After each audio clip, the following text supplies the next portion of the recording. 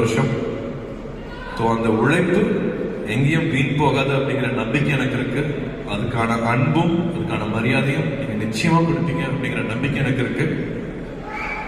அது வரும்போது அது வரட்டும் அப்படிங்கிறத நான் சொல்லுவேன். Okay, October 10th Rajini's